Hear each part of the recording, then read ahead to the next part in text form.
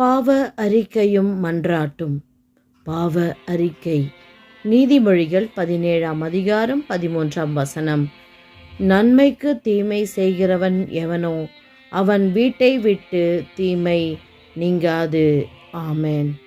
ஸ்தோத்திரம் ஆண்டவரே, ஸ்தோத்திர ராஜா. இந்த இரவு வேளைக்காக நன்றி தகப்பனே. ஆண்டவரே, நாங்கள் உறங்குவதற்கு முன்பாக எங்கள் பாவங்களை அறிக்கையிடுகிறோம் தகப்பனே.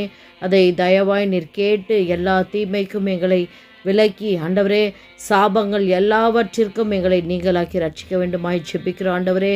யார் யாருக்கெல்லாம் இந்த பிரகாரமாய் நாங்கள் தீமை செய்தோமோ ஆண்டவரே, எங்கள் வீட்டை தீமை சூழ்ந்திருக்குமே, ஆனால் தயவாய் ஆண்டவரே அதை எடுத்து போட்டு உம்முடைய பரிசுத்த அக்னியினாலே எங்கள் குடும்பத்தை சூழ்ந்து பாதுகாத்து கொள்ளும்படியாய் ஜெபிக்கிறோம். இனி அப்படிப்பட்ட தீமை செய்து உம்மை துக்கப்படுத்தாதபடிக்கு ஞானமும் உணர்வும் தந்து ஆசீர்வதிங்க. இயேசுவின் மூலம் ஜெபிக்கிறோம் பிதாவே. ஆமென்.